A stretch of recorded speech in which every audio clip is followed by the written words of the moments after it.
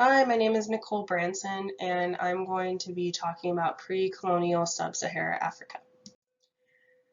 In pre-colonial sub-Saharan Africa, women were important in society, primarily focusing on agriculture and bearing children.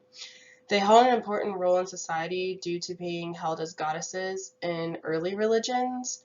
Men were head of the household and primarily focused on hunting and gathering. Family was the basic social unit within African society.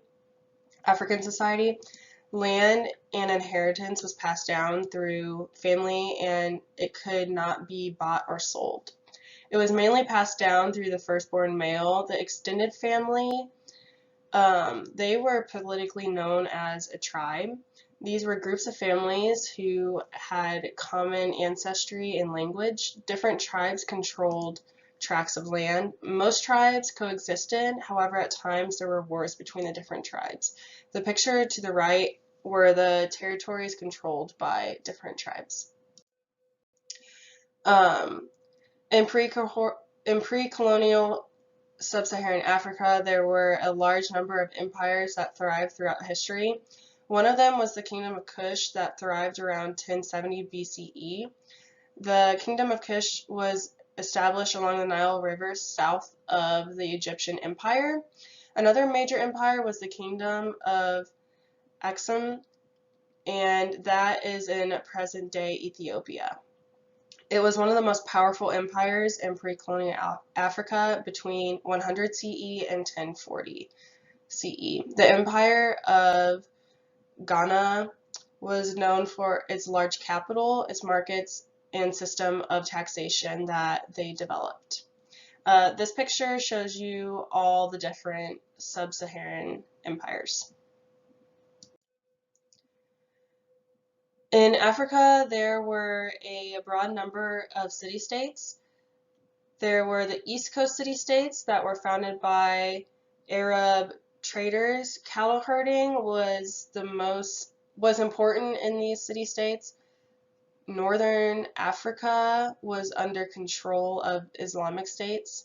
The southern coast of West Africa, or Guinea, was home to a variety of states like the Forest Kingdom.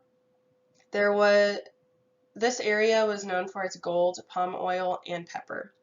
The Southern Kingdom were known for their gold, copper, and ivory. Cattle herding was also popular in this area. One of the main kingdoms was the Kingdom of Great Zimbabwe. Major change in Africa, in Sub-Saharan Africa. There were two historical events that shaped Africa's culture and landscape. One of those being the spread of the Islamic Empire across North Africa and the development of the transatlantic slave trade that started in the 15th century. Slavery was brought up in Africa prior to European influence. It was part of the local community. Some of the slaves were once other tribes that have been captured. Slaves were often sold or given as gifts. Slaves ended up being sold to different countries across the Atlantic Ocean. Portugal was one of the first European countries to start buying African slaves. It was the initial interest in gold and spices that piqued Portugal's interest. Portugal ended up developing many sugar plantations that they bought their slaves for. Pre-colonial civilization trading. Sub-Saharan states often received most of their wealth from trading. A few of the different trade routes that span across Africa was the Trans-Saharan trade route, the Atlantic trade route, and the Indian Ocean trade route. And this is a picture of the different trade routes. And here is my bibliography.